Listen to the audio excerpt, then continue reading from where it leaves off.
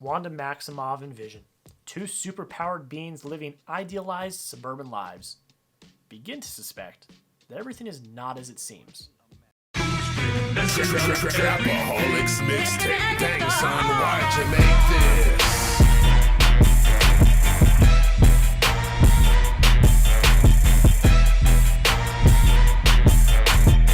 How's it going, everybody? Welcome back into another video. Today is another Fanatic Film review, and we're back. We are back. We are back with another Marvel review, guys. It's back. The MCU is back. It has returned, and today we are reviewing the new Disney Plus series. This is a series review for WandaVision. I've been wanting to talk about this show in a review format on this channel since it premiered. Why have I not? Let me explain. I'm treating these like movies. I'm treating them like long movies. This was about a 6-ish hour movie. That's what this was. Falcon and Winter Soldier will be about a 6-hour movie. I'm treating these like movies. They will go on my movie ranking. They will go on my MCU ranking. I'm treating them like longer movies. So therefore, I didn't do episode reactions. I reacted to the last few on my podcast, the Fanatic Film podcast, but I wanted to wait for the series review. Now, I found out that was a mistake. Should have reviewed every episode and then did a series review. Well, I can say I've learned from my mistakes. And for Falcon and Winter Soldier, which starts in 2 weeks, I will be doing weekly episode reviews and recaps. So that's coming. But like I said, I was treating it like a movie. I didn't want to hop on the trend too late. Didn't want to seem like I was copying anybody, so I didn't. And today we are finally reviewing and talking about WandaVision.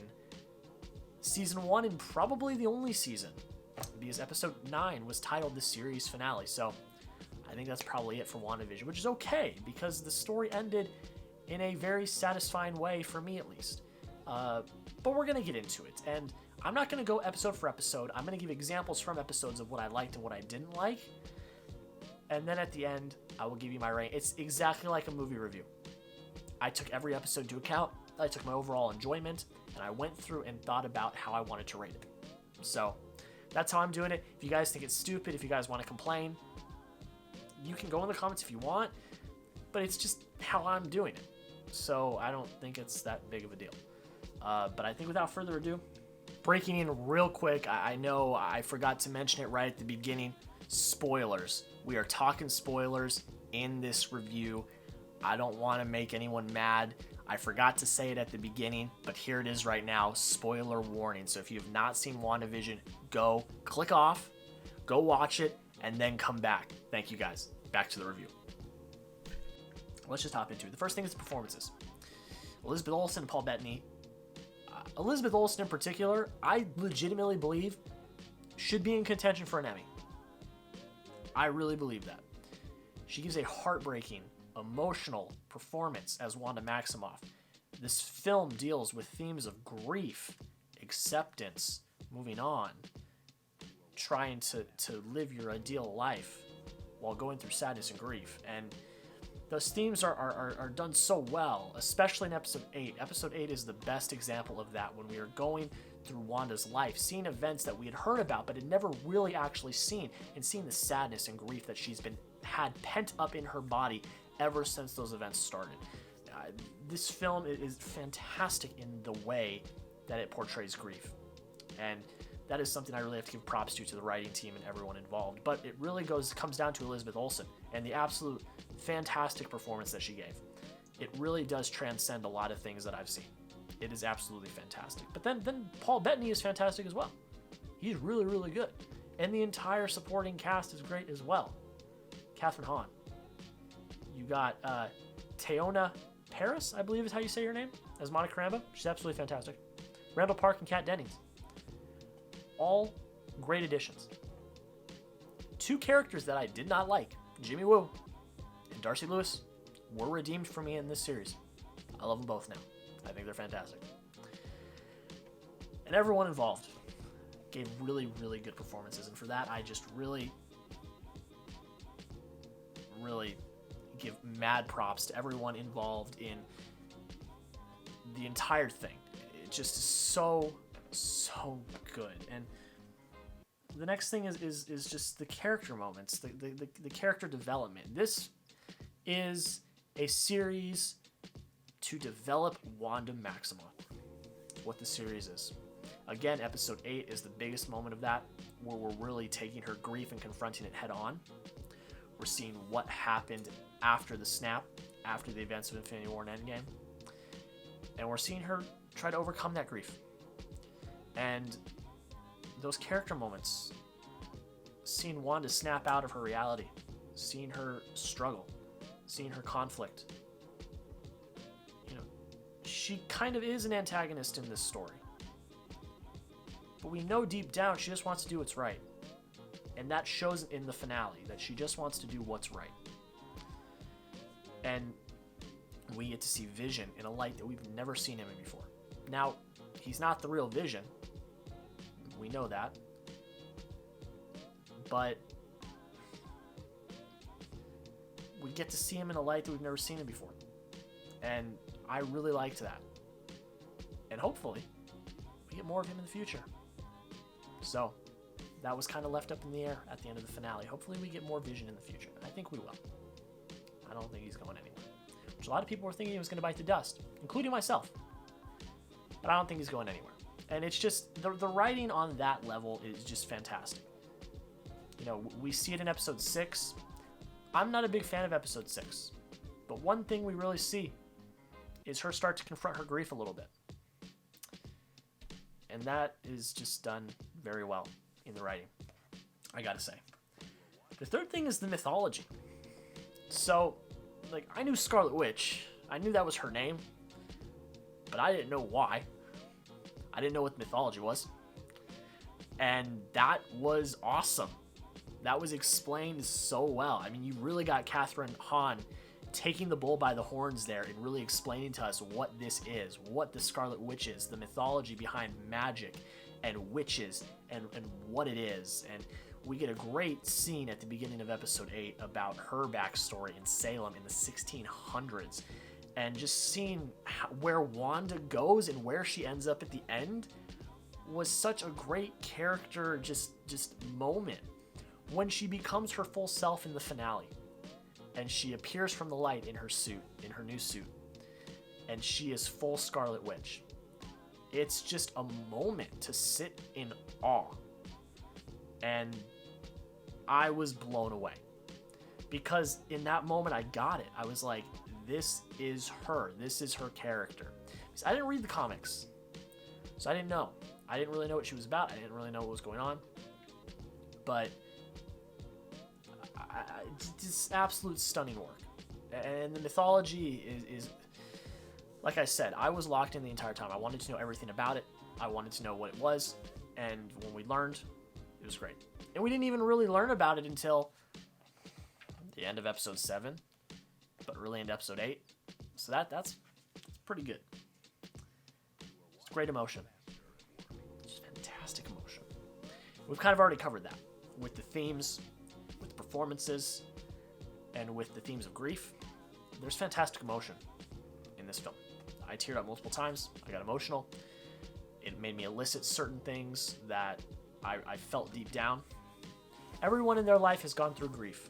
Everyone has, at least once. And, you know, the loss of a loved one, you know, just the grief that brings, you can't even know it until you feel it. And just the emotions that were brought out in some of these scenes, especially the scene in episode 8 where Wanda goes to the empty lot where her home should be built, and when she creates the hex, that scene is a defining scene in this series. It is. And if she ends up getting nominated for an Emmy, that will be her Emmy nominee scene that shows when they show the nominees. Because it was just her at her worst, her at her lowest, and us, the viewer, felt that. And going on the journey with these characters, just incredible. It really is. This was a return to form for Marvel in many ways. In many ways. And don't worry, I know it sounds like I'm gushing, which I am for some things, because I will say what is good, but I will get to the bad. Don't worry. Next thing is the action. Some of the action feels a little all over the place, not fully there. But for the majority, it's nice Marvel action. A lot of people that I'm seeing on Twitter and stuff like that don't enjoy the action of the finale, and I can understand that. It is kind of all over the place, but I liked it. It worked with me. I think I was ready for a nice big fight. Maybe that's just me, but that transcends. I mean, we didn't get a lot of big action in this series, which is good because it opened us up to more character development and character moments. That's what the series was tethered on, was character moments. But when we got the action, it was Marvel action. It was damn good. I really enjoyed it, and that's all I'm going to say about the action. Then this is the last point I want to make. TV is great for this. This is a great show for TV. This is a great story for TV. Because this story you could not fit in a movie. You couldn't. People feel like the ending was rushed here. And I'll get into some of that when I talk about the things I didn't like. Try to put this story into a 2-hour movie. You're not going to be able to. And this is Marvel taking the TV space and flipping it on its head and bringing us a really fresh original story in the comic book hero genre. So it worked. It really did. But with the good comes the bad. So I don't want to say that everything's good, because there are things I don't love. There are a lot of writing flaws here. There are. The pacing is not fantastic. I think the choice of run times is not the best they've ever done. And a lot of that is really clear in episode 6, episode 7, especially episode 6. Something I said in my review on Twitter was that there were some episodes that felt like classic filler. Now look, I'm not opposed to filler episodes. I'm not. I love The Flash, I love Arrow. Those are 23 episode seasons. You know there's going to be filler. You know. But when you've got 9 episodes to execute a story, you can't have filler. Episode 6 was pure filler. It was. And again, I like filler for what it is. But if you only got 9 episodes, that's not enough time. And you're gonna make 6 of them a half an hour long. It's not enough time. It's not. So there are some pacing issues here. There are. The first 2 episodes are cool for what they are, but they don't drive the plot forward, which is fine, because I did actually like them. They were charming. I had a good time with them. So I'm not really going to complain about that. But we didn't really start getting to story until episode 3. So that's all I'm going to say. The pacing kind of lagged. Episode 5 is by far the best episode of this series, competing with the finale, but it's brilliant. So, but the first 4 episodes, episode 4 is pretty good. Episode 3 is alright. And then you hit the climax of episode 5, and then you got episode 6, which, in theory, you should be getting a lot of explanation for the huge cliffhanger you left in episode 5. But instead, you kind of get a filler episode that doesn't really explain anything. It just adds more questions. So that's something I say lacked. There was some pacing issues, and a lot of that has to do with the writing and the way they picked run times and the way they wanted to stay in the classic sitcom mode. I respect staying with a shtick. I respect it. But when you only have 9 episodes, you gotta giddy up a little bit. You gotta. Because in the finale, a lot of what people are saying is that it felt rushed. They had to tie up too many things in 50 minutes. And some of that's credits. So maybe 45. And a lot of that reason is because they didn't answer any questions leading up to it. They didn't tie up anything. You only got 9 episodes. That's what I'm going to keep saying. You only got 9 episodes. Gotta giddy up. That's all I got to say. And that's really all I got to say about it. Honestly, that's the biggest issue I have, is that the pacing's not ideal. You know, I think there are filler episodes when there should not be. And it lags. There are pacing issues. That's really the key to it for me. I'm satisfied with things that other people are not. Other people are satisfied with things that I'm not. This is going to be divisive. But I still really loved the show, and you'll see that in my score. I still really love the show. So I think, without further ado, let's just get into the point breakdown. So, I'm doing it the same way as I'm doing movies. Like I said, I'm treating these series like movies. So we're doing the same point breakdown. Everything is the same. I take all of the episodes into account, and I think of my overall experience. If I were to binge this in one sitting, how would I feel? So let's get into it. Entertainment, 22 out of 25. I thoroughly enjoyed most of this series. Performances, 20 out of 20. The best part of these series, by far, is the performances. No doubt in my mind. Direction, 8 out of 10. Writing, 7 out of 10. Emotions, 10 out of 10. Cinematography, 8 out of 10. Pacing, 3 out of 5. Rewatchability, 5 out of 5. And an automatic 5 out of 5 points. If you did the math, that means I gave WandaVision an 88 out of 100. It is a return to form from Marvel. It's not the best thing they've ever done in any means, but they are still trying to get their feet on the ground when it comes to TV. This is the first series they've done. They will figure it out. Don't worry. And I'm not worried. They will figure it out. So that's pretty much it, guys. Let me know down below in the comments, what did you think of WandaVision? Did you like it? Did you hate it? What was your favorite episode? I think I might do an episode ranking. I was kind of considering not doing it, but I might do an episode ranking. So let me know if you want to see that in the comments. Go over to my website, FinaticFilmReview.com, for all of the reviews that you could want. Go over to my Twitter and Letterboxd for immediate reactions to 2021 movies I see. I'm counting WandaVision. I've got reviews on my Twitter and my Letterboxd, so go check it out. And of course, the last thing I got to say is, please, if you enjoy the content, consider subscribing. Trying to get 2,000 subscribers by the end of the year. Kind of a lofty goal, but I think we might be able to do it. So guys, that's pretty much it.